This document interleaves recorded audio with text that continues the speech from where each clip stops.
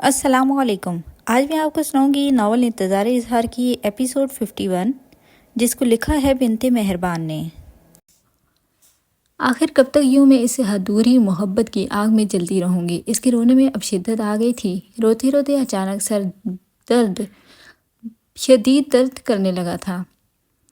دل بہت شدت سے خواہش کر رہا تھا کہ بس کہیں سے بھی بس ایک بار دیکھ لے کہ آخر کتنی سی لگی ہے، کہاں لگی ہے۔ محبت قید ہے اور قید سے رہائی اگر مل بھی جائے تو اس سے جڑی اذیتیں کبھی نہیں بھلائی جا سکتی۔ ڈور بیل بجی تھی اور مسلسل بج بھی رہی تھی، مگر اس میں اتنی ہمت نہیں تھی کہ وہ اٹھ کر دروازہ کھول سکے۔ وہیں سر پکڑے وہ سر تکیے میں رکھ چکی تھی۔ اب اسے محسوس ہوا جیسے کوئی دروازہ چابی سے کھول رہا ہو۔ یقیناً وہ حاشر ہی تھا، کیونکہ گھر کی چابی صرف اسی کے پاس تھی۔ دروازہ بند ہوا، قدموں کی آواز قریب سے آ رہی تھی، مزید قریب ہوئی۔ حاشر نے اسے دیکھا جو اس بیڈ پر سر پکڑے لیٹی ہوئی تھی۔ وہ بھاگتا ہوا اس کے قریب آیا۔ اشال پکارا۔ نم آنکھوں سے اسے دیکھا اور پھر حاشر کو ان نم آنکھوں کی نمی کی وجہ معلوم ہو گئی تھی۔ زور سے آنکھیں بند کی۔ ایک تکلیف ہوتی تھی جب وہ کسی اور کے لیے آنسو بہاتی تھی۔ آنکھیں کھولی اور اسے دیکھا، پھر اس کے قریب بیٹھا، اس کا سر تکیے سے اٹھایا، اسے بٹھایا۔ مت کیا کریں ایسے اشال یار، آخر کب تک روئیں گی؟ کیوں اذیت دیتی ہیں خود کو؟ اس کے پوچھنے کی دیر تھی اور وہ پھوٹ پھوٹ کر رونے لگی تھی۔ حاشر کو محسوس ہوا جیسے اس کا دل دکھ رہا ہو۔ اشال نے اپنے سامنے بیٹھے اس شخص کو دیکھا، یکدم دل بند ہوتا محسوس ہوا۔ آج اس شخص کی آنکھوں میں بے بسی جھلک رہی تھی۔ وہ بغیر کچھ سوچے سمجھے اس کے سینے سے جا لگی۔ حاشر نے ایک بار پھر سے آنکھیں بند کی، اس کے گرد بازوؤں کا حصار باندھا۔ اتنا مت روئے اشال کہ آپ کو دیکھنے والا بھی حوصلہ ہار جائے، وہ کہتا اسے اپنے سینے میں بھینچ گیا۔ اس کے اس عمل سے اشال کے رونے میں مزید شدت آ گئی تھی۔ اس کے سینے سے لگی اب وہ بہت بری طرح سے رو رہی تھی، اور آج حاشر کو معلوم ہوا تھا کہ عورت کی اذیتوں کے بارے میں۔ اسے بے اختیار انم یاد آئی کہ اب وہ بھی اسی طرح تڑپتی ہوگی۔ اشال ادھر دیکھیں اور بتائیں کیا ہوا ہے؟ اس کا چہرہ اپنے سامنے کرتے ہوئے وہ پوچھ رہا تھا۔ بھیگی نگاہیں اٹھا کر اسے دیکھا اور یکدم حاشر خان کا سب کچھ بدل گیا۔ وہ روتی تھی اور حسن تمام ہوتا تھا۔ وہ روتے ہوئے بہت پیاری لگتی تھی، شاید اسی لیے اس کے مقدر میں رونا لکھ دیا گیا تھا۔ اشال، حاشر نے ایک بار پھر سے پکارا۔ کیا ہوا ہے؟ ٹیل می، نرمی سے پوچھا۔ انہیں فائر لگ گیا ہے۔ ہچکیوں کے درمیان وہ بہت مشکل سے بولی۔ اسے فائر لگے یا جو بھی، آپ کیوں رو رہی ہیں اشال؟ کیوں یار؟ مجھے انہیں دیکھنا ہے۔ اس کی آنکھوں میں دیکھتی وہ اس کے ضبط کا سخت امتحان لے رہی تھی۔ کیوں دیکھنا ہے؟ بس ایک بار، صرف ایک بار، منت کی۔ اور اس کے بعد کیا ہوگا؟ دل کو تسلی ہو جائے گی۔ آپ کے دل کو تسلی کیوں ہوگی اشال؟ آخر کیوں؟ ہاں، جب آپ کا اس شخص سے کوئی رشتہ ہی نہیں تو پھر کیوں؟ رشتہ نہیں ہے مگر دل لرز رہا تھا، لب ساتھ چھوڑ رہے تھے۔ اشال کیوں کر رہی ہیں آپ یہ سب؟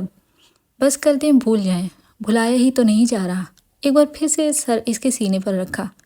میری خاطر اشال، صرف ایک بار۔ میں نے بھی تو کوشش کی تھی نا، آپ بھی کر کے دیکھیں۔ مجھ سے نہیں ہو رہا۔ آنسو اب بہنا بند ہو چکے تھے۔ صرف کوشش کریں یار۔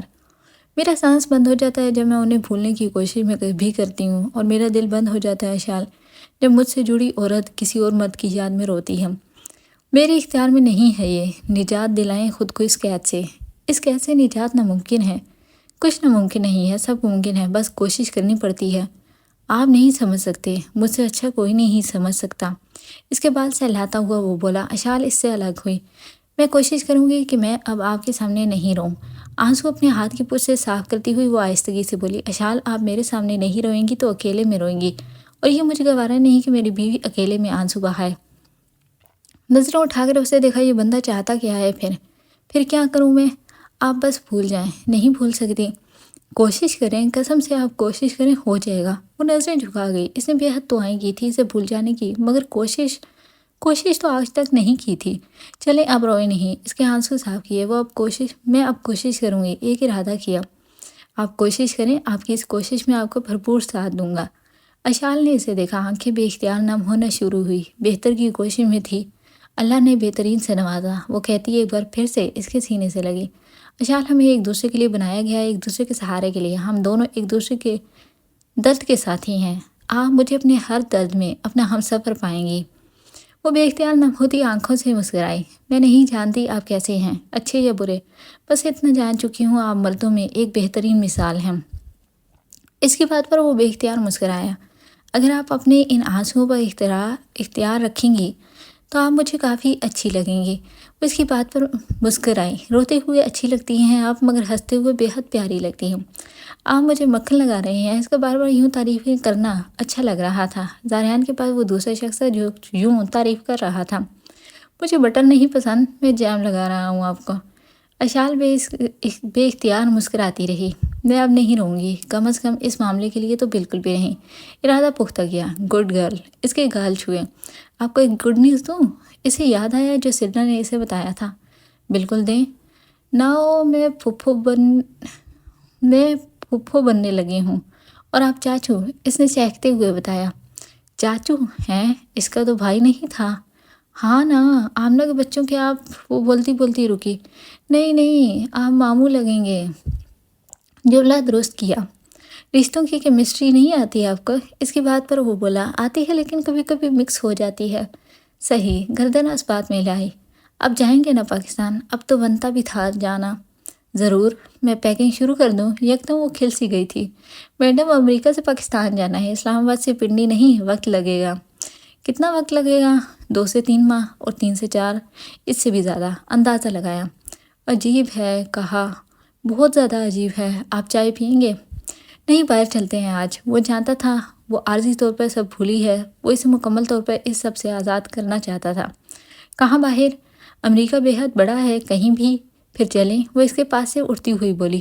آپ جیکٹ پہن لیں، باہر ٹھنڈ ہے۔ اوکے، میں تیار ہو کر آ جاتی ہوں۔ وہ کہتی وہاں سے وارڈروب کی طرف گئی۔ وہ وہیں بیٹھا رہا۔ اس کی کمر دیکھی، وہ پتلی سی تھی، بالکل تیلی کی طرح۔ یکدم حاشر نے نظریں جھکا لی۔ وہ کچھ دیر بعد تیار ہو کے آ گئی تھی۔ تیاری کے نام پر اس نے صرف کپڑے چینج کیے، لمبا کوٹ پہنا، سر اچھے سے کور کیا اور ہلکی سی لپسٹک لگائے۔ Good, perfect. اسے دیکھتا ہوا وہ بولا، آپ بھی چینج کر لیں۔ اشال نے اسے کہا، اگر میں یہاں سفید کرتا پہن کر نکلا تو آپ کے لیے مشکل ہو جائے گی۔ کیوں؟ حیرانگی سے پوچھا۔ یہاں کی لڑکیوں کی کمزوری ہے پاکستانی لڑکوں کا سفید کرتا شلوار۔ اچھا، اس لیے یہاں نہیں پہنتے سفید کپڑے پہنتی ہیں، مگر کرتا شلوار کسی بھی رنگ کا یہاں مرد بہت کم پہنتے ہیں، کم از کم مجھ جیسے تو پہنتے ہی نہیں۔ شاید مرد قمیض شلوار میں زیادہ اچھے لگتے ہیں۔ بھائی بھی جب پہنتے ہیں نا تو بہت اچھے لگتے تھے۔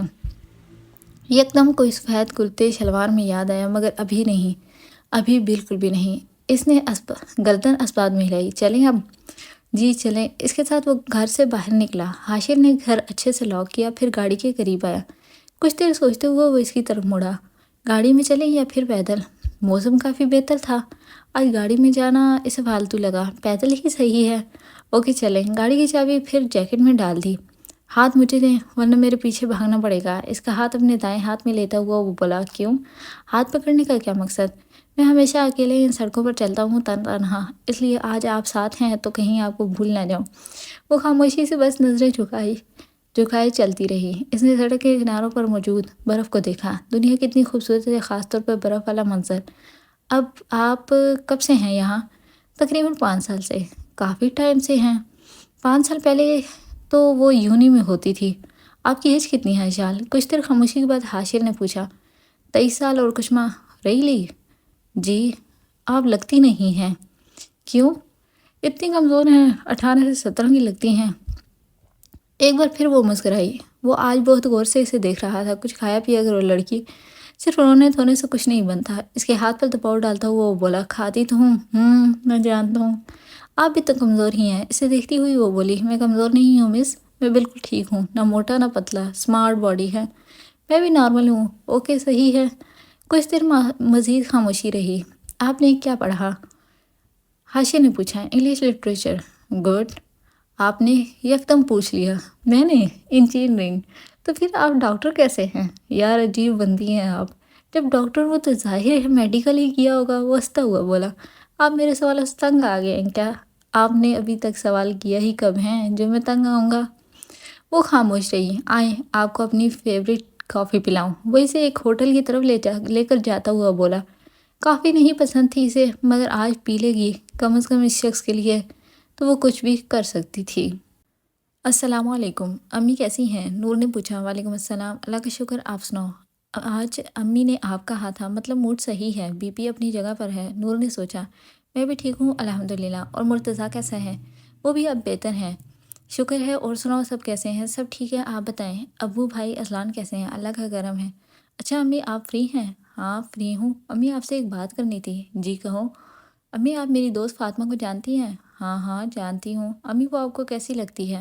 صحیح ہے، اچھی بچی ہے ماشاءاللہ، شریف سی۔ نور مسکرائی، ایک بندے کی شرافت کا کوئی اس کے جگری دوست سے پوچھے نا۔ امی، بھائی کے لیے کیسی ہے وہ؟ صحیح ہے، مگر نور وہ کہتی کہتی خاموش ہوئی۔ امی آپ مجھے بتائیں کہ وہ آپ کو صحیح لگتی ہے؟ ہاں صحیح ہے، میں نے تو اسے تمہاری شادی والے دن ہی دیکھ لیا تھا۔ بس امی اب آپ دعا کریں کہ وہ مان جائے، پھر انشاءاللہ سب بہتر ہو جائے گا۔ نور، اس کے ساتھ کوئی زبردستی یا بلیک میل نہ کرنا۔ وہ کسی بیٹی کے ساتھ کوئی ذاتی زبردستی نہیں چاہتی تھی۔ امی، میں تھوڑی نہ پولیس والی ہوں جو زبردستی کروں گی۔ پھر بھی بس تم اسے کہنا، اگر وہ مان گئی تو صحیح، ورنہ زبردستی نہ کرنا بس۔ اچھا ٹھیک ہے، میں ایسا ہی کروں گی۔ صحیح ہے، میں شام میں فون کروں گی، ابھی کھانا بنانے لگی ہوں۔ نور کو بےختیار ان پر ترس آیا، کہاں ان کی حالت تھی گھر کے کام کاج کرنے کی۔ بے حد افسوس ہوا آج اسے۔ اوکے، اللہ حافظ، اللہ حافظ کہتی وہ فون رکھ گئی۔ نور مسکرائی، ایسا کب ہوا ہوگا جب اس کی امی نے کال ڈسکنیکٹ کی ہو؟ وہ اللہ حافظ بول کر موبائل رکھ دیتی تھی۔ اگلا بندہ بے شک چاہے سنتا رہے۔ تھک گئے تھے انہیں سب سمجھا کر، مگر کوئی فائدہ نہیں۔ نور نے خود ہی کال ڈسکنیکٹ کی اور موبائل کی اسکرین کو بے اختیار چوما۔ اگر ان کے پاس ہوتی تو انہیں پیار کرتی، مگر ابھی موبائل پر ہی گزارا کرنا تھا۔ وہ مسلسل سوچوں میں الجھی ہوئی تھی۔ آج جب فاطمہ آئے گی تو بات کروں گی، اگر مان گئی تو ٹھیک، ورنہ امی کی کہی بات پر عمل کروں گی، اس کے ساتھ کوئی زبردستی نہیں کروں گی۔ کیا سوچا جا رہا ہے؟ اس کے بالکل ساتھ بیٹھتے ہوئے وہ بولا۔ وہ کب آیا تھا پتہ ہی نہیں چلا تھا۔ آپ کب آئے؟ جب آپ سوچنے میں مصروف تھیں۔ اچھا، کہتی وہ بلا جھجک اس کے سینے پر سر رکھ گئی۔ مرتضیٰ کے لب خود بخود مسکراہٹ میں ڈھلے، وہ ہچکچاتی نہیں تھی، یہی سوچ کر وہ مسکرا گیا۔ کچھ دیر ان کے درمیان خاموشی رہی۔ ایک بات پوچھنی تھی آپ سے۔ اس خاموشی کو نور نے توڑا۔ جی؟ اس کے ہاتھوں کی ہتھیلیوں کو مسلتا ہوا وہ بولا، آپ میری فرینڈ فاطمہ کو جانتے ہیں نا؟ شاہد کچھ سوچنے کے بعد کہا، آپ کو صحیح سے یاد ہے کیا؟ نور نے تصدیق کی۔ صحیح سے، بس تھوڑی بہت۔ مطلب پتہ ہے کہ کون ہے تقریباً۔ اچھا، آپ سے ایک بات پوچھنی تھی اسی کے بارے میں۔ جی پوچھیے۔ تھوڑی حیرت ہوئی، وہ بھائیا کے لیے آپ کو صحیح لگتی ہے؟ مرتضیٰ نے اسے دیکھا۔ میں کیا کہہ سکتا ہوں، یہ بات تو آپ سائم اور فاطمہ سے پوچھیں۔ میں ان سے پوچھ لوں گی، ابھی میں آپ سے پرسنلی پوچھ رہی ہوں۔ اگر آپ کو لگتا ہے کہ فاطمہ سب کچھ سنبھال سکتی ہے، اسپیشلی اذلان کو، تو صحیح ہے۔ میں یہ سب سے ریئلی اذلان کے لیے چاہتی ہوں۔ مجھے بہت فکر ہے اس کی۔ وہ اب نہ ہی صحیح سے بات کرتا ہے نہ کھیلتا ہے، بس خاموش ہو گیا ہے۔ آپ کو پتہ ہے اس کی ایج میں اور بھائی لڑتے تھے کہ آج امی کے پاس سوئیں گے۔ واقعی اس عمر میں بچوں کو ماؤں کی بہت ضرورت ہوتی ہے۔ میں اس بارے میں فاطمہ کے علاوہ کسی پر بھروسہ نہیں کر سکتی۔ صحیح ہے، آپ سب سے پوچھ لیں۔ اچھا، میں فاطمہ سے پوچھوں گی۔ آپ نے سائم سے پوچھا؟ وہ مان گئے ہیں، وہ کہہ رہے ہیں جس مرضی سے نکاح ہو جائے۔ اوکے صحیح ہے۔ نور کو اب اطمینان ہوا، نہ جانے کیوں اب ہر بات جب تک اسے شیئر نہ کرے سکون کسی صورت بھی نہیں ملتا تھا۔ ایک بار پھر سے خاموشی چھا گئی تھی ان کے درمیان۔ مرتضیٰ مسلسل اس کے ہاتھوں پر اپنے ہاتھ نرمی سے پھیر رہا تھا۔ آپ نے پھر کبھی مہندی نہیں لگائی؟ کچھ سوچنے کے بعد وہ گویا ہوا، نہیں مجھے لگانے نہیں آتی۔ تو کیا سیلون ختم ہو گئے ہیں ملک سے؟ میری فرینڈ ہے، آپ اسی سے لگوا لیا کریں۔ آپ کی کچھ زیادہ نہیں ہے فرینڈ، فیمیل فرینڈ؟ رکھنی پڑتی ہیں کیونکہ مستقبل میں بیویوں کو کام آتی ہیں، جیسے ابھی آپ کو وہ کام آئے گی۔ آپ نہ ہی رکھیں کوئی فیمیل فرینڈ تو بہتر ہے۔ اسی بات پر وہ بے اختیار ہنسا۔ کالج میں کلاس میٹ تھی یار۔ اچھا کو لمبا کیا۔ آپ نے میرے جانے سے پہلے لگوانی ہے مہندی۔ اس کے جانے کے بعد نور کو سب باتوں میں اب سے بری لگتی تھی۔ آپ کب جائیں گے؟ جب بھی بلاوا آئے گا۔ بلاوا کب آئے گا؟ جب آنا ہوگا تبھی۔ عجیب ہے آپ کے یونٹ والے، ذرا برابر بھی سکون سے میاں بیوی کو نہیں بیٹھنے دیتے۔ ناک چڑھا کر کہا، میڈم جی جتنے موجیں میں اڑا چکا ہوں نا آپ کے ساتھ، اتنی شاید ہی پوری فوج میں کسی آرمی مین نے اڑائی ہوں۔ پہلے 2 ماہ رہ کر گیا اور اب پھر 1 ہفتہ ہونے والا ہے۔ احسان ہو رہا ہے مجھ پر؟ نور ہے آپ پر نہیں، مجھ پر کرم ہو رہا ہے۔ اس کی ناک کھینچتا ہوا وہ بولا۔ اس کی بات پر وہ بس خاموش رہی۔ ایک اور بات پوچھوں؟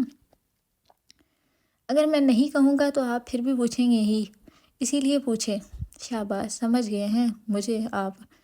اب خیر یہ بتائیں کہ آپ مجھے پورے نام سے کیوں پکارتے ہیں؟ مطلب سب مجھے نور کہتے ہیں اور آپ نور حیا وائے؟ کیونکہ مجھے آپ کا نام بہت پسند ہے، آپ سے زیادہ آپ کے نام سے عقیدت ہے اس لیے۔ اور ویسے بھی نور تو بہت ہیں مگر نور حیا صرف ایک ہی ہے۔ وہ بول رہا تھا اور نور بے اختیار مسکراتی رہی۔ مجھے اب کچھ چاہیے آپ سے؟ مرتضیٰ اسے مسکراتا ہوا دیکھ کر بولا، کیا؟ بس ایک عدد کس۔ یکدم اس کی مسکراہٹ غائب ہوئی، دل کی دھڑکن تیز ہوئی۔ کم آن نور حیا، ایک کس مانگی ہے اور تو کچھ نہیں بھی نہیں۔ اس کے بدلتے رنگ دیکھ کر وہ بولا، بغیر اسے دیکھتی ہوئی بس اب نظریں جھکا گئی۔ کچھ دیر وہ خاموشی سے اسے دیکھتا رہا، وہ ایسے تاثرات دے رہی تھی جیسے اس نے بہت کچھ مانگ لیا ہو۔ وہ مسکرائے، اٹس اوکے، نہ دے، میں دے دیتا ہوں۔ جھک کر اس کی گال چومتا ہوا وہ بولا۔ وہ خاموشی سے اس کے سینے پر سر رکھتی اسے محسوس کرنے لگی تھی۔ اس سے نہ ہی تو کبھی اظہار ہو سکے گا، نہ ہی کبھی یہ عمل وہ کبھی نہیں کر سکتی۔ اپنے دل میں سوچا۔ کچھ دیر وہ اسی طرح ہی خاموش رہی۔ میرا پیار کرنا آپ کی زبان کیوں بند کر دیتا ہے؟ نظریں اٹھا کر اسے دیکھا۔ پتہ نہیں تو پتہ کریں۔ پتہ کیسے کروں؟ جیسے کرتے ہیں۔ مجھے آپ باتوں میں مت الجھایا کریں، ناک چڑھا کر کہا۔ ایسے باتیں کرتا تھا سمجھ ہی نہیں آتی تھی۔ آپ مت الجھا کریں، لڑائی کرنے کا دل ہے کیا؟ مجھے نہیں ہے، آپ اپنا بتائیں۔ مجھے بہت شدت سے دل ہے مگر ابھی نہیں کرنا چاہتی۔ کیوں؟ حیرت ہوئی۔ کیونکہ ابھی میری دوست آنے والی ہے۔ اوہ اچھا، دوست کے لیے؟ جی، ورنہ آپ سے لڑائی والی آفر میں کبھی رد نہیں کرتی۔ ویسے نور حیا آپ کی اگر کوئی نند ہوتی بیچاری، وہ تو گنجی ہو جاتی۔ کچھ سوچنے کے بعد اس نے کہا، میری اگر نند ہوتی تو کم از کم آپ کی طرح بے شرم نہیں ہوتی، اور پھر میں اس سے بالکل بھی نہیں لڑتی۔ اس کی بات پر وہ مسکرایا۔ آپ کو پتہ ہے جب میں ڈرامہ وغیرہ اور ناولس وغیرہ پڑھتی تھی تو میرا بھی بہت شدت سے دل کرتا تھا کہ بڑی فیملی ہو، سب کزن ہو، ہنسی مذاق ہو، مگر میری یہ خواہش ہی رہ گئی۔ سوچا تھا سسرال میں کوئی بڑی سی فیملی ہوگی، مگر یہاں تو بس۔ اس کی مسکراہٹ گہری ہوتی گئی۔ اب کیا کیا جا سکتا ہے؟ کچھ نہیں، بس افسوس کیا جا سکتا ہے۔ نہیں افسوس نہیں، بس ہمت کرنی پڑے گی۔ اس کی بات کا مطلب سمجھتی ہوئی وہ بولی، ویسے ہی تو نہیں کہتی، انتہائی بے شرم آدمی ہیں آپ۔ شکریہ۔ وہ کچھ بولنے کے لیے لب کھول ہی رہی تھی جب دروازہ ناک ہوا۔ وہ فوراً سے اس سے پیچھے ہوئی۔ مرتضیٰ اس کی اس حرکت پر مسکرایا اور پھر اٹھ کر دروازہ کھولا۔ وہ صاحب جی نیچے نور باجی کی دوست آئی ہیں، کوثر نے بتایا۔ فاطمہ آ گئی؟ پیچھے سے اس نے کہا، جی باجی۔ اچھا آپ اسے بٹھائیں، میں ابھی آتی ہوں۔ اس کے لہجے سے اس کی خوشی جھلک رہی تھی۔ اچھا باجی۔ کوثر سر ہلاتی ہوئی واپس چلی گئی۔ باجی، مرتضیٰ نے اس کے جانے کے بعد کہا۔ جی، میں باجی اور آپ باجا، کہتی وہ دروازہ کھول کر باہر نکل گئی۔ اسے اچھا لگتا تھا جب وہ گھر کے معاملات دیکھتی، ملازموں سے اچھا رویہ رکھتی، اس کے والدین کی عزت کرتی، سب کچھ اچھا لگتا تھا۔ شادی کا یہ مطلب تو نہیں ہوتا کہ بس ایک شوہر ہو اور ایک بیوی، اور دنیا ہو ہی نہیں۔ اچھی عورت وہی ہوتی ہے جو شوہر کے ساتھ ساتھ اس کے خاندان والوں کی بھی عزت کرے، انہیں بھی اپنا مانے، اور جس طرح اچھی عورت ہوتی ہے اسی طرح اچھے مرد بھی وہی ہوتے ہیں جو اپنی بیوی کے خاندان والوں کی اسی طرح عزت کریں جیسے وہ آپ کے خاندان والوں کی کرتی ہیں۔ گھر صرف پیار محبت سے ہی نہیں چلتے، کبھی کبھی گھر قربانیوں سے بھی چلتے ہیں، اور قربانی وہیں دی جاتی ہے جہاں پیار ہو، محبت ہو، مان ہو۔ السلام علیکم۔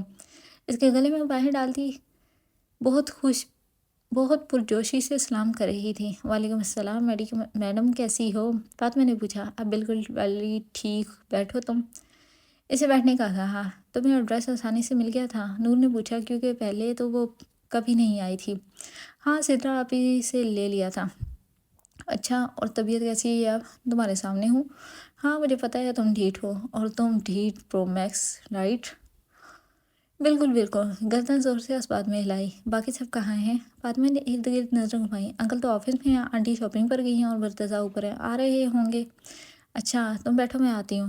اگر چائے بنانی ہے تو وہ مت بنانا، بس کچھ ٹھنڈا سا کچھ پلا دو۔ میں بڑا تمہارے لیے چائے بنانے گئی تھی۔ پھر کیوں اٹھی تھی؟ بس ویسے ہی، اب اٹھ گئی ہو تو کچھ پلا ہی دو۔ گھر آئے مہمان کی کوئی رسپیکٹ ہوتی ہے۔ مہمان کی نا؟ ہاں تو مہمان ہی نہیں ہوں کیا؟ نہیں، تم جگر کا ٹکڑا ہو۔ ہائے صدقے، بھی شرم آ رہی ہے؟ آنکھوں کے آگے ہاتھ رکھتی ہوئی شرمانے والی ایکٹنگ کرتی ہوئی بولی، شرم تمہیں چھو کر نہیں گزری اور شرم آ رہی ہے تمہیں تو؟ وہ بولتے رک گئی، کیونکہ سامنے سے ہی مرتضیٰ آ رہا تھا۔ کم از کم اس کے سامنے وہ یہ بات نہیں بول سکتی تھی جو ابھی بولنے والی تھی۔ السلام علیکم، وہ احتراماً کھڑی ہوئی، وعلیکم السلام، بیٹھیں۔ وہ کہتا دوسری جانے والے صوفے پر بیٹھا، کہتے ہیں بھائی الحمدللہ بالکل ٹھیک ہوں۔ وہ بہت خوش اخلاقی سے بول رہا تھا۔ مجھے نور نے رات کو بتایا تھا کہ آپ کو فائر لگے ہیں۔ جی لگے تھے، اب ٹھیک ہیں، شکر ہے۔ وہ اس کے اس انداز پر مسکرایا۔ آپ کیسی ہیں؟ میں بھی بالکل ٹھیک ہوں، گڈ۔ کہتا وہ واپس صوفے سے اٹھ گیا۔ نور نے سوالیہ نظروں سے اسے دیکھا، جیسے پوچھ رہی ہو کہاں؟ میں باہر جا رہا ہوں کسی کام سے، تھوڑی دیر تک آؤں گا، اسے بتایا۔ اچھا۔ وہ گردن ہلاتا ہوا چلا گیا۔ دو لڑکیوں کے درمیان بیٹھنے کی اسے کیا ضرورت؟ نور بدتمیز لڑکی، پانی ہی پلا دے۔ لا رہی ہیں، صبر کرو، اس نے کوثر سے کہہ دیا۔ کچھ دیر وہ اس سے باتیں کرتی رہی اور تھوڑی دیر بعد ہی نورین بیگم بھی آ گئی تھیں۔ انہوں نے بھی اس سے باتیں کی، پھر وہ اٹھ کر چلی گئی۔ نور کو یہی موقع صحیح لگا کہ اس سے بات کرتی۔ وہ کچھ دیر تو بالکل خاموش رہی، کچھ بھی نہ بولی۔ پھر نور نے اسے تسلیاں دی۔ پھر جا کر اس نے کہا کہ وہ سوچے گی، اور نور نے بھی کوئی زور زبردستی نہیں کی، بس اتنا ہی کہا کہ وہ اپنے والدین، بھائی اور بھتیجے پر کسی اور لڑکی پر اتنا بھروسہ نہیں کر سکتی، اور فاطمہ کو محسوس ہوا جیسے آج اس کی دوستی کا امتحان لے رہی ہو۔ کچھ دیر مزید بیٹھے رہنے کے بعد وہ گھر واپس چلی گئی تھی۔ ابھی ہی وہ اپنے سارے مریض چیک کر کے فری ہوئی تھی، اب نظر بھی کمزور ہو گئی تھی۔ ایک وقت تھا جب اسے چشمہ برا لگتا تھا، اور آج یہی چشمہ اس کے لیے نعمت تھا۔ ابھی وہ یہ سب چشمے کو دیکھ کر ہی سوچ رہی تھی، زندگی کیا کچھ نہیں سکھا دیتی۔ ایک افسردہ سی سانس خارج کرتی ہوئی وہ بہت سے بولی، اپنی کرسی کے اوپر سے ٹیک لگائی، آنکھیں موندی۔ وہ کیا تھی؟ اور زاریان خان نے اسے کیا بنا دیا تھا؟ کبھی سوچا بھی نہیں تھا کہ وہ سر پر دوپٹہ لے گی، اپنے پسندیدہ پرفیومز توڑے گی۔ عشق اور زندگی انسان کو عام سے خاص اور خاص سے خاک بنا دیتے ہیں۔ وہ محویت سوچوں میں گم تھی، جب ایک جھٹکے سے یاد آیا کہ آج تو آمنہ کی بھی اپوائنٹمنٹ تھی، اور زاریان اسے لے کر آج ہسپتال آیا تھا۔ اللہ جی، میں پھر بھول گئی۔ جلدی سے اپنا موبائل ٹیبل سے اٹھاتی وہ بڑبڑاتی ہوئی باہر نکل گئی۔ وہ اب یہ کیسز نہیں لیتی تھی، اسی لیے آمنہ کا چیک اپ ڈاکٹر عائشہ کرتی تھی، اور یہ کیس بھی وہی دیکھ رہی تھی۔ وہ لفٹ کے ذریعے ڈاکٹر عائشہ کے روم تک رہی۔ کچھ دیر وہ وہیں روم کے باہر انتظار کرتی تھی۔ کچھ دیر بعد ہی وہ لوگ باہر آ گئے تھے۔ زاریان نے ایک نظر اسے دیکھا جو ابھی بھی سر پر دوپٹہ لیے ہوئے تھی۔ زاریان نے اسے دیکھ کر مسکرایا، جواباً وہ بھی مسکرائی۔ سدرا ماڑا، ہم کو نہیں لگوانا ڈرپ، آمنہ نے سدرا سے کہا۔ کیوں نہیں لگوانا؟ اسے دیکھتی ہوئی وہ بولی، ماڑا ہم ٹھیک ہے، کوئی ویکنس نہیں ہے، نہیں لگوانا ہم کو۔ آمنہ وہ تو ضروری ہے نا، لگے گی ڈرپس، میں دیکھتا ہوں کون نہیں لگواتا۔ زاریان نے کہا، تم زیادہ رو مت جماؤ، یہ اس کا اور میرا معاملہ ہے۔ سدرا نے زاریان سے کہا، تمہارا اور اس کا معاملہ بڑا آیا۔ وہ کہتا پاکٹ سے موبائل نکالتا، تھوڑا سائڈ پر جا کر کھڑا ہوا۔ آفس کال کی تاکہ انہیں بتا سکے کہ آج میٹنگ تھوڑی لیٹ سٹارٹ ہوگی۔ وہ بھی کال کر کے مڑا ہی تھا جب اس نے دیکھا کہ آمنہ سدرا کی کسی بات پر زور سے گردن ہلا رہی تھی۔ جیسے میں تو فارسی بول رہا تھا نا، دل میں کہتا وہ ان کی طرف آیا، چلو اب ڈرپس لگوانے۔ زاریان نے آمنہ سے کہا، پہلے یہ کچھ کھائے گی، پھر میں خود اسے ڈرپس لگاؤں گی۔ آمنہ کو بجائے سدرا نے کہا، اوکے چلو پھر۔ وہ ان دونوں کو ایک ریسٹورنٹ لے آیا تھا، میرے لیے ایک کافی، زاریان نے کہا۔ زاریان کا آرڈر لکھ کر وہ ویٹر اب سدرا کی طرف متوجہ ہوا، میرے لیے آپ ایک پاستا لے آئیے گا۔ Okay ma'am. ہمارے لیے ایک آئس کریم، آمنہ نے کہا۔ زاریان نے اسے دیکھا جو گھر سے نکلتے ہوئے بھی آئس کریم ہی کھا کر آئی تھی۔ کون سا فلیور میم؟ ونیلا۔ اوکے، اور کچھ؟ وہ چہرے پر مسکراہٹ سجائے خوش اخلاقی سے پوچھ رہا تھا۔ ایک کریمی فروٹ چاٹ، سدرا نے کہا۔ اوکے۔ وہ ویٹر تابداری سے گردن ہلاتا ہوا چلا گیا۔ محترمہ، آئس کریم کھانے میں کنٹرول رکھو، زاریان نے آمنہ سے کہا۔ جواباً وہ کچھ نہ بولی۔ کچھ دیر سدرا آمنہ باتیں کرتی رہی، پھر ان کا آرڈر بھی آ گیا تھا۔ پہلے آئس کریم فنش کرو، پھر یہ بھی کھانا۔ سدرا نے آمنہ سے کہا، ہم فروٹس نہیں کھاتا، فروٹس کو تو دیکھ کر ہی اس کا دل خراب سا ہو جاتا تھا۔ فروٹس نہیں کھاتا، فروٹس کے فلیور والی آئس کریم بڑے مزے سے کھاتا ہے، چپ کر کے کھاؤ ورنہ خود کھلاؤں گا۔ کافی کا سپ لیتے زاریان نے کہا، نہیں، تمہیں ہر جگہ اپنا روب چبانا لازمی ہوتا ہے؟ سدرا نے پوچھا۔ اور تمہیں ہر جگہ اپنی زبان چلانا لازمی ہوتا ہے؟ جی بالکل، تمہارے سامنے تو کم از کم لازمی ہی ہوتا ہے۔ بد اخلاق بیوی، منہ میں بڑبڑاتا وہ اب خاموش ہو گیا۔ کم از کم یہاں اس وقت وہ اس سے کوئی بحث نہیں کر سکتا تھا۔ سدرا نے ہی زبردستی فروٹ چاٹ کھلوائی تھی، کیونکہ اسے ڈرپس طاقت کی لگنی تھی، اس وجہ سے کچھ کھانا لازمی تھا، اور آئس کریم سے تو بس چسکا پورا ہوتا ہے۔ کچھ دیر بعد وہ واپس ہسپتال آ گئے تھے۔ آمنہ، یار کم آن، بہادر بنو، تم ایک ڈرپ لگوانے میں یہ حالت کر رہی ہو، اپنی آگے کیا کرو گی؟ اسے ڈرپ لگاتی سدرا نے کہا، جس کی حالت ایسی ہو رہی تھی جیسے اس کا ابھی ہی آپریشن ہونے والا ہے۔ بہت مشکل سے اس نے اسے ڈرپ لگائی ہی تھی اور واپس اپنے روم میں چلی گئی تھی۔ آمنہ، تم سدرا کے ساتھ گھر چلی جاؤ گی کیا؟ زاریان اس کے قریب بیٹھتا ہوا بولا، جی چلا جائے گا۔ لہجہ نم تھا۔ میری میٹنگ ہے بہت ضروری، ورنہ میں تمہیں ضرور گھر ڈراپ کرتا۔ اس کے ہاتھ کو اپنے ہاتھ میں لیتا ہوا وہ بولا، کوئی بات نہیں ماڑا، ہم چلا جائے گا۔ اس کی مجبوری کو سمجھتی ہوئی وہ بولی، اوکے تھینک یو سو مچ۔ شکریہ بنتا تھا کیونکہ یہ اس کی ذمہ داری تھی۔ آمنہ مسکرائی، اس کے دونوں گالوں پر ڈمپل نمایاں ہوئے۔ اس بندہ ناچیز پر ظلم مت کیا کرو۔ جھک کر اس کے گال چومتا ہوا وہ بولا۔ یکدم آمنہ کا چہرہ لال ہوا۔ اللہ حافظ۔ اس کے بدلتے تاثرات کو دیکھتا ہوا مسکراہٹ دبا کر بولا، اللہ حافظ۔ مسکرا کر وہ وہاں سے باہر نکل آیا اور سدرا کے روم کی طرف آیا۔ اس کے ساتھ روم میں کوئی ڈاکٹر تھی، اس لیے وہ باہر کھڑا انتظار کرنے لگا۔ یہ تمہاری ہسبینڈ ہے؟ وفا نے سدرا سے پوچھا۔ جی۔ مسکراہٹ بے اختیار لبوں پر رہی۔ او اچھا۔ وہ اچھا کو لمبا کرتی ہوئی وہ بولی۔ سدرا مسکرائی۔ وفا اپنا کام کر کے سدرا کے روم سے باہر نکل آئی۔ باہر نکلتے ہوئے اس نے زاریان کو سلام کیا، جس کا جواب زاریان بہت احترام سے دیا تھا۔ وہ ہر کسی سے خوش اخلاقی سے ہی ملتا تھا، چاہے جانتا ہو یا نہیں۔ اسے دیکھ کر کوئی نہیں یہ کہہ سکتا تھا کہ وہ پاکستان کا ایک کامیاب ترین بزنس مین ہے۔ غرور اس میں نہیں تھا، یہی وجہ تھی کہ اس سے ایک مرتبہ ہی ملنے والا شخص اس کی تعریف کیے بنا نہیں رہتا تھا۔ تم گئے نہیں ابھی؟ سدرا نے اس سے پوچھا۔ تمہاری کینچی کی طرح چلتی زبان کا دیدار کیے بنا کیسے جا سکتا ہوں؟ اس کے قریب آتا ہوا وہ بولا۔ اس کی بات پر وہ مسکرائی۔ چلو نکلو میرے روم سے اور 10 منٹ میں آفس پہنچو۔ بہت ہو گئی عیاشی، لو کر لیا دیدار، اب جاؤ۔ ویسے تمہیں یہ معلوم ہے کہ تم بدزبان بیوی ہو؟ اس کے قریب مزید قریب آیا، اتنا قریب کہ اس کی تیز چلتی دھڑکن محسوس کر سکتا تھا وہ۔ زاریان، یہ اسپتال ہے۔ اس کی بے حد نزدیکی دیکھ کر وہ بولی، تو میں نے کب کہا کہ یہ گائے کا باڑا ہے؟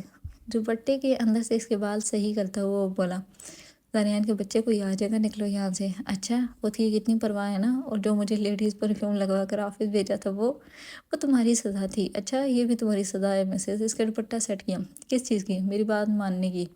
اس کا اشارہ سر پر رکھے دوپٹے کی طرف تھا۔ انتہائی بے شرم بے حیا آدمی ہو، خود کو تو شرم نہیں لیکن مجھے بہت ہے۔ کتنی شرم ہے تم میں؟ آئی برو اچکا کر پوچھا۔ جتنی بھی ہے تم سے زیادہ ہی ہے۔ نظریں جھکائے۔ کتنی زیادہ؟ اب یہ فالتو کے سوال کرتے ہوئے تم لیٹ نہیں ہو رہے کیا؟ ہو رہا ہوں، بہت زیادہ ہو رہا ہوں، بلکہ بے حد ہو چکا ہوں۔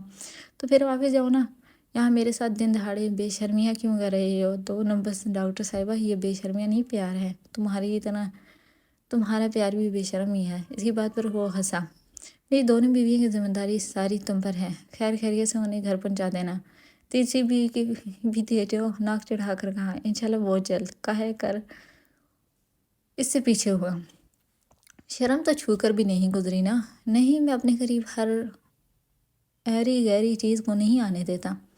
اس کے قریب آتا ہے، اس کے گال چومتا ہوا وہ بولا، زاریان کے بچے، یہاں کیمرہ لگے ہیں، سب کچھ سر کے پاس جا رہا ہے۔ اٹس اوکے، اسد کی شادی ہوئی ہے، وہ جانتا ہے اب کچھ۔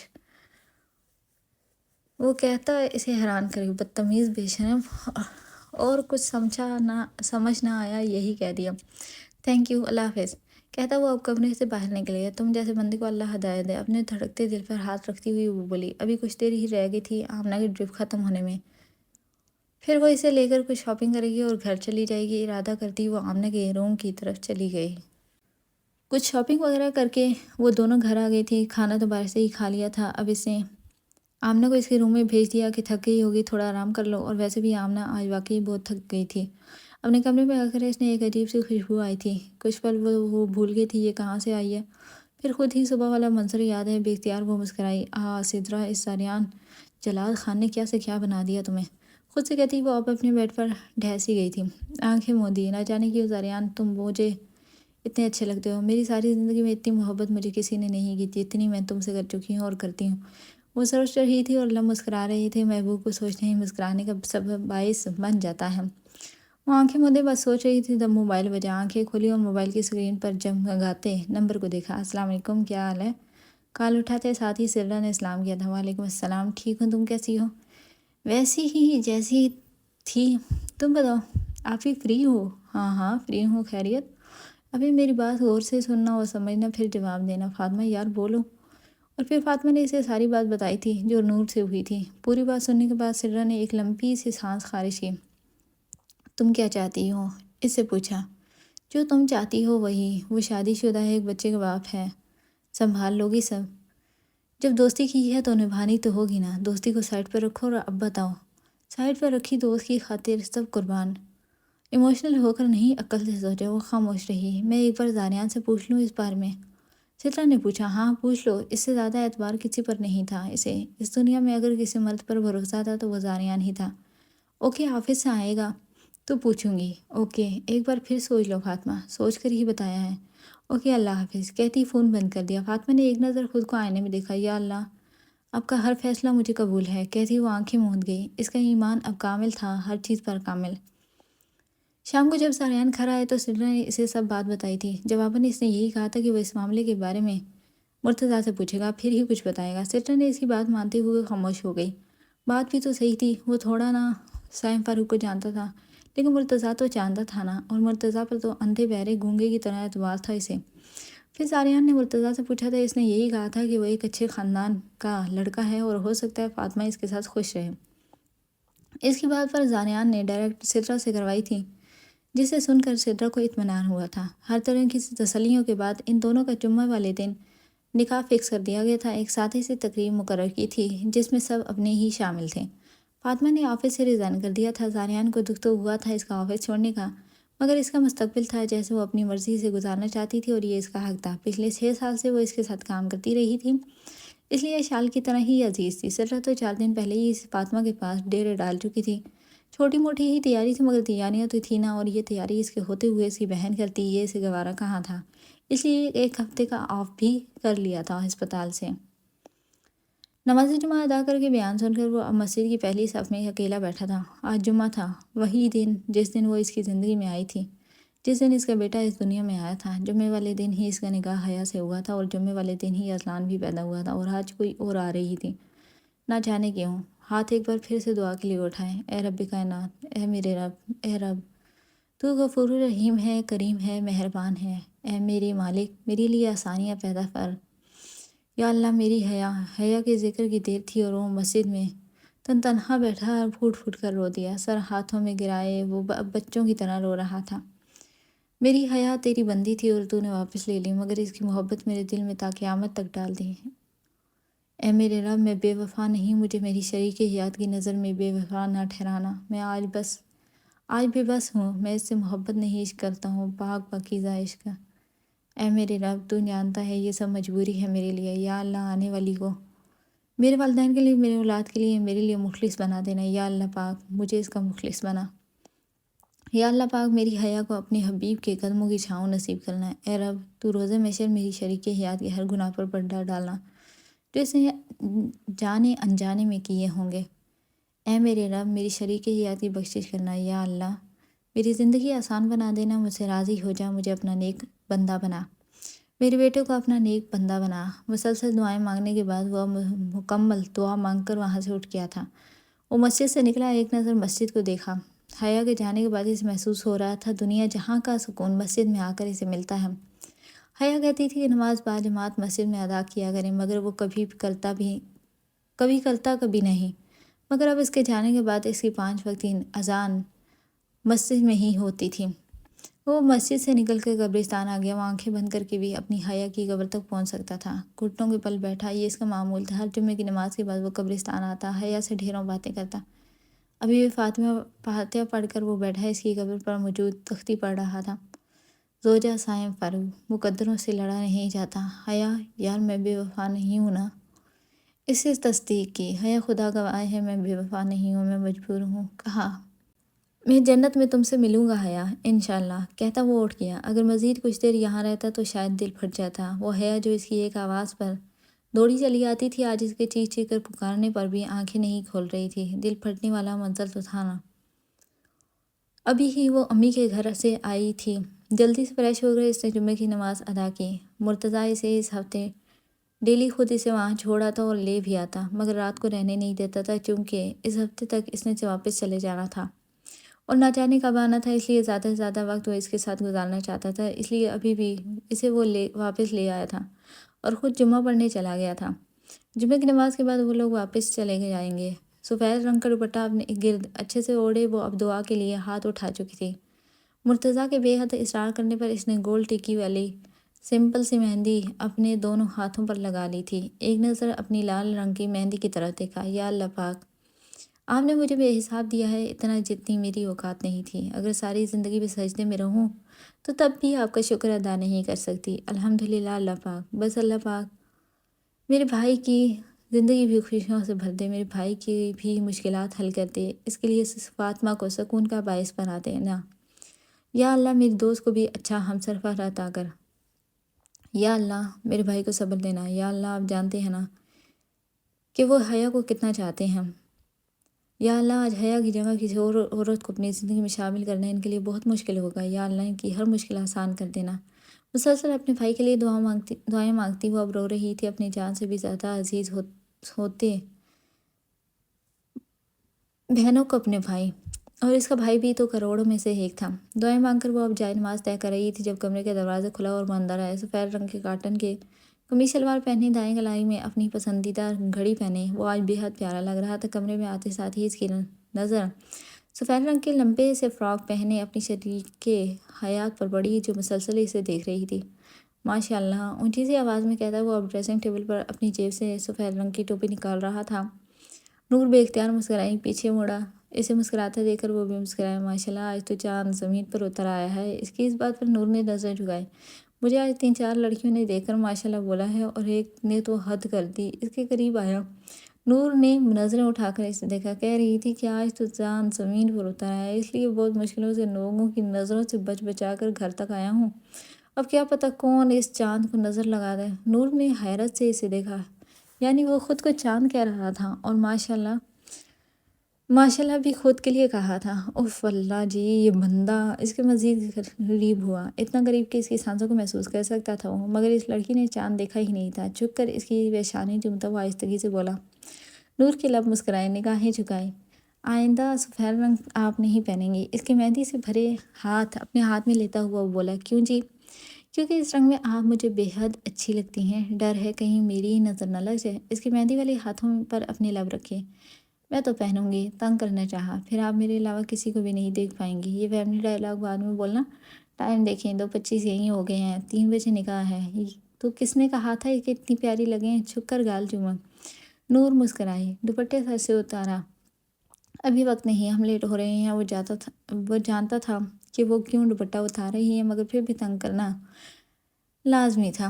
آپ کی سوچ کو سلام، کہتی وہ الماری سے گولڈن رنگ کا حجاب نکال کر ڈریسنگ ٹیبل کے سامنے کھڑی ہوئی اور اچھے سے سر پر سیٹ کیا۔ وہ والا دوپٹہ اپنے شانوں کے گرد اچھے سے اوڑھا۔ وہ دوپٹہ اچھا خاصا بڑا تھا، اس لیے سنبھالنا مشکل تھا، اس لیے سر پر اچھے سے حجاب لیا اور نقاب کیا اور بڑا سر والا دوپٹہ اپنے شانوں کے گرد اچھے سے رکھ لیا۔ جھک کر جوتوں کے اسٹریپ بند کیے۔ اس سب میں وہ بہت غور سے اسے دیکھ رہا تھا، جس نے میک اپ کے نام پر کچھ بھی نہیں لگایا تھا۔ آج بالکل سمپل سی تھی۔ آج جیولری بھی بس ایک بریسلیٹ پہنا ہوا تھا اور گلے میں 2 نیکلیس اس نے کبھی اتارا ہی نہیں تھا۔ چلیں؟ اس کی طرف مڑتی ہوئی وہ بولی، جلدی ورنہ میرے ارادے مشکوک ہو رہے ہیں۔ گاڑی کی چابی سائڈ ٹیبل سے اٹھاتا ہوا وہ بولا، آپ خود سارے کے سارے مشکوک ہیں، ارادے کیا؟ کھا جانے کو دل چاہ رہا۔ زور سے اس کا منہ پکڑتا وہ اس کے گال پر لب رکھتا ہوا بولا، پیار بھی آپ کا اپنی طرح نرالا ہے۔ سارا جبڑا ہلا دیا۔ تو کس نے کہا تھا ایسے تیار ہونے کو؟ اس کی ناک کھینچتا ہوا وہ بولا، ایک تو آپ مجھ سے قد میں بڑے بہت ہیں، ورنہ جب آپ کی کھینچی نہ ناک پھر دیکھتے آپ بھی۔ یہ لیں حاضر ہیں آپ کے لیے، ہم جھک جاتے ہیں۔ اور اس کے چہرے کے قریب اپنا چہرہ کرتا ہوا بولا، سگے اور اکلوتے شوہر ہیں نا؟ اس کی ناک کو آہستہ سے چھوا۔ سگی بیوی، ناک کھینچی، کاٹ ہی دوں گی میں یہ، اپنی ناک رگڑتی بولی، اتنی بہادری، کہتا وہ کمرے سے باہر نکلا۔ چلیں ڈرامے باز آدمی، یہی اتنی دیر کرتی ہے، اب رات کو ایک ذرا بھی نہیں آؤں گے، دیکھتے ہیں۔ میں آج واقعی رات کو وہیں رہوں گی۔ سیڑھیاں اترتی وہ بولی، آنٹی کو وہی بیویاں اچھی لگتی ہیں جو اپنے شوہروں کی ہر بات مانتی ہیں۔ آپ مجھے امی کی دھمکی مت دیا کریں، اچھا نا؟ دھمکی کہاں دے رہا ہوں، بس ان کی تھوڑی مدد لے رہا ہوں، انہی بیٹی کو کنٹرول کرنے کے لیے۔ اس کی طرف رخ کرتا ہوا بولا، چلیں ادھر۔ شانے سے پکڑ کر نیچے مڑی وہ بولی۔ پھر نورین بیگم کو بتا کر وہ آگئے تھے۔ حیات صاحب اور نورین بیگم نے کچھ دیر تک آنا تھا۔ وہ وہیں اسے ڈائریکٹ ہی فاطمہ کے گھر گئی تھی، کیونکہ دیر ہو گئی تھی۔ اب امی کے گھر سے پھر فاطمہ کے گھر جانا مزید دیر ہو جاتی، ویسے بھی منزل تو وہی تھی۔ بس راستے الگ الگ تھے۔ نکاح کی تقریب گھر پر ہی مقرر کی گئی تھی۔ چند مہمان تھے۔ سفید رنگ کی بالکل سادہ سی سلک کی شرٹ جس کے دامن میں نارنجی رنگ سے بے حد خوبصورتی اور نفاست سے کام کیا گیا تھا، اور اسی طرح کا ٹراؤزر بھی تھا جس کے پانچے پر اسی طرح نارنجی رنگ سے کڑھائی کی گئی تھی۔ سر پر نارنجی رنگ کا ریشمی دوپٹہ اوڑھے جس کی کناریوں پر گوٹے سے کام ہوا تھا رکھے وہ نظریں جھکائے بیٹھی تھی۔ اپنے ہاتھ پر پہنے گجروں کو دیکھا۔ اس کی بہت شدت سے خواہش تھی کہ اس کی شادی پر کچھ ہو یا نہ ہو، بس اس کے ہاتھ میں گجرے ضرور ہوں۔ گجرے اسے بے حد پسند تھے۔ یہ گجرے نور نے اسے پہنائے تھے۔ وہ اکثر اسے کہتی رہتی تھی کہ میری شادی پر مجھے گجرے اور مور والا پین تم ہی پکڑاؤ گی۔ آج اسے گجرے اور وہ پین مل تو رہے تھے مگر اس طرح نہیں جس طرح خواہش کی تھی۔ اس کے اوپر صفیہ بیگم نے لال رنگ کی چادر اڑائی جو انہوں نے صرف اسی لیے سنبھال کر رکھی تھی کہ وہ یہ چادر اپنے صائم کی دلہن کو پہنائیں گی۔ آج ان کی یہ بھی خواہش تکمیل ہو گئی تھی۔ اس کے ہاتھ میں سدرا نے پین پکڑایا اور نکاح نامہ آگے رکھا۔ نم آنکھوں سے اس نے وہ نکاح نامہ دیکھا۔ آج تک دل میں کسی کو نہیں بسایا تھا۔ ہمیشہ خود کو اپنے محرم کے لیے بچا کر رکھا تو آج محرم مل رہا تھا۔ ہاتھ بہت بری طرح سے لرز رہے تھے۔ نور نے اس کے ہاتھوں پر اپنا ہاتھ رکھا جیسے تسلی دینی چاہی۔ سدرا اور نور کو اپنا نکاح کا منظر یاد آ گیا تھا۔ یہ وہ منظر تھا وہ ہر احساس دل والوں کی آنکھیں نم کر دیتا تھا۔ اس کی ہاتھوں کی لرزش بڑھ گئی تھی۔ دل اتنی زور سے دھڑک رہا تھا کہ جیسے ابھی باہر آ جائے گا۔ وہ جب ڈرامہ ناولز میں نکاح والا سین پڑتی دیکھتی تو دل میں خواہش کرتی کہ نہ جانے کب وہ بھی اسی طرح دھڑا دھڑ اپنے نکاح نامے پر سائن کرے گی، مگر آج جب اپنا نکاح نامہ اپنے سامنے دیکھا تو اسے اپنے سائن ہی بھول گئے تھے۔ زاریان ہی اس کی سائڈ پر کھڑا تھا۔ بے اختیار سے شال یاد آئی۔ دل کٹ جاتے ہیں جب اپنی جان کے ٹکڑے کسی اور کو سونپتے ہیں۔ اس نے فاطمہ کے سر پر دلاسا دیا، ہمت بڑھائی، اور آج اس وقت فاطمہ کو محسوس ہے کہ کاش بابا ہوتے، کاش وہ نہ جاتے۔ اس وقت اگر کسی لڑکی کو سب سے زیادہ کسی چیز کی ضرورت ہوتی ہے تو وہ ایک باپ اور بھائی کا دلاسا ہوتا ہے۔ اس کے رونے میں شدت آئی۔ نور نے اسے اپنے ساتھ لگایا، چادر کے اندر سے اس کے آنسو صاف کیے۔ سدرا نے بھی اسے پیار کیا۔ صفیہ بیگم نے اس کا سر اپنے سینے سے لگا کر اتنا ہی کہا کہ تم پہلے بھی میری بیٹی تھی اور اب بھی بیٹی ہی رہو گی۔ سب کی تسلیاں اسے ایک طرف لگی تھی اور صفیہ بیگم کے یہ چند جملے ایک طرف۔ دل تھوڑا مطمئن سا ہوا مگر لرز ابھی بھی اسی طرح رہا تھا۔ بے حد تسلیاں بیار کے پاس جا کر اس نے کانپتے ہاتھوں سے آخر سائن کر دیے تھے۔ خود کو سائن فاروق کے سپرد کر دیا تھا۔ دعا کے بعد اگر وہ سب سے پہلے کسی کے سینے سے لگی تھی تو وہ سدرا تھی، اس کی ماں، اس کی بہن، اس کا باپ، اس کا بھائی۔ وہ اس کا سب کچھ تھی۔ سدرا کو آج معلوم ہوا تھا کہ اتنا دکھ تو اسے اپنی شادی کا نہیں ہوا تھا جتنا اسے فاطمہ کا ہو رہا تھا۔ اس نے کبھی یہ اسے محسوس نہیں ہونے دیے تھے کہ وہ اس کی بہن ہے۔ اس نے تو اپنی بہن کو اپنی بیٹی سمجھ کے پالا تھا۔ شاید اتنی محبت توجہ ایک ماں اپنی بیٹی کو نہیں دیتی جتنی سدرا نے اپنی بہن کو دی تھی۔ سب سے مل لا کر آخر میں زاریان نے اسے ایک بار دوبارہ دلاسا دیا۔ زاریان کو فاطمہ میں اشال نظر آتی تھی۔ اسے بھی نہ جانے کیوں دکھ سا محسوس ہوا تھا آج۔ پھر وہ سب صائم کی طرف آئے تھے۔ سفید کرتے شلوار میں ملبوس وہ بے حد سنجیدہ تھا۔ اس کے پہلو میں اذلان بھی بیٹھا تھا جس نے اپنے باپ کی طرح سفید لباس زیبتان کیا ہوا تھا۔ وہ یہ سب بس خاموش نظروں سے دیکھ رہا تھا۔ بچہ تھا مگر اتنا بھی نہیں کہ اپنے باپ کی دوسری شادی کو نہ پہچان سکے۔ اسے سب معلوم تھا کہ یہ کیا ہو رہا ہے۔ اس کے آگے نکاح نامہ رکھا۔ ایک بار پھر سوچ آج سے 7 سال پہلے دبئی کے اس پلاٹ کے منظر پر گئی اور وہیں رک گئی۔ اس وقت بھی اس کا دل ہر احساس سے عاری تھا اور آج بھی اس کا دل بالکل خالی تھا۔ زور سے آنکھیں بند کی اور پھر دھڑ دھڑ سائن کر دیا۔ بغیر دیکھے بس سائن کر دیے۔ اس کے ہاتھ نہیں کانپے تھے۔ اس کی تو روح لرز گئی تھی۔ دل زخمی ہو گیا تھا۔ دعا کی اور پھر سب سے بھاری بھاری ملا۔ سب سے پہلے فاروق صاحب سے ملا اور پھر اپنے بیٹے سے جو بس خاموش تھا، بے حد خاموش۔ باپ کے یوں دل سے لگانے پر اس نے سائم کے گال پر پیار کیا تھا اور یہ پیار سائم کے لیے اتنی ہمت کا باعث بنا کہ روح کی لرزش ختم ہو گئی تھی اور وہ زخمی دل کے ساتھ مسکرایا تھا۔ کچھ دیر وہیں رہے، کچھ رسمی ہوئی اور پھر مغرب کی نماز سے پہلے ہی فاطمہ کی رخصتی ہو گئی۔ ایک نظر اپنے گھر کو دیکھا جہاں وہ پیدا ہوئی تھی، بڑی ہوئی تھی، کھلکھلائی تھی، روئی تھی، تنہا رہی تھی، مگر اس سمے اس گھر کی چار دیواری اس کی محافظ بنی رہی تھی۔ بیٹیوں کو تو اپنے گھر کی چار دیواری سے بھی محبت ہوتی ہے اور پھر اس میں رہنے والے اپنوں سے تو محبت کی کوئی حد ہی نہیں ہوگی۔ بیٹیاں کمزور تب تک ہوتی ہیں جب تک وہ والدین کے گھر ہوتی ہیں۔ یہ ناز نخرے اٹھانے والے والدین جو ہوتے ہیں، جیسے ہی وہ بیاہی جاتی ہیں تو وہ میچور ہو جاتی ہیں۔ لڑکیاں میچور تبھی ہوتی ہیں جب انہیں اپنی خواہشات کو ماننا ہوتا ہے، اور والدین کے ہوتے ہوئے تو کبھی کوئی بیٹی بھی اپنی خواہشات نہیں مارتی۔ والدین کے بس میں ہو تو اپنے والد کے ایک ستارے مانگنے پر سارا آسمان ان کے قدموں میں لا کر رکھتے۔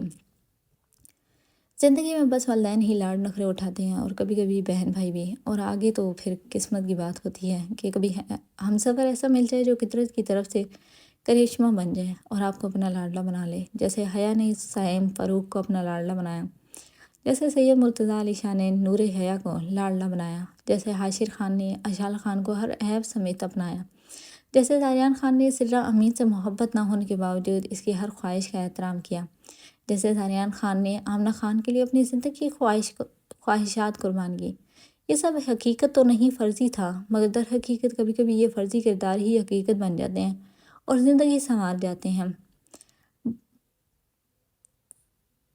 فرض یہ ہے کہ اچھے ہمسفر کی خواہش کے لیے اچھا اور نیک بننا پڑتا ہے، کیونکہ پاک کو ہی پاکیزہ ملتا ہے۔ پاک رہیں تاکہ پاکیزگی آپ کا مقدر بنے۔ وہ کب سے اس کا انتظار ہی کر رہی تھی، مگر نہ جانے وہ کہاں تھا۔ نور کو بھی مرتضیٰ لے گیا تھا۔ پہلے تو اذلان پاس بیٹھا رہا، پھر اسے بھی نیند آ گئی تھی اور وہ صفیہ بیگم کے ساتھ جا کر ان کے پاس لیٹ گیا۔ فاطمہ نے کہا تھا کہ یہیں میرے پاس سو جائے، مگر وہ منع کر گیا۔ دیوار پہ لگی گھڑی میں وقت دیکھا، 1:40 2 ہونے والے تھے، مگر نہ جانے وہ کہاں رہ گیا تھا۔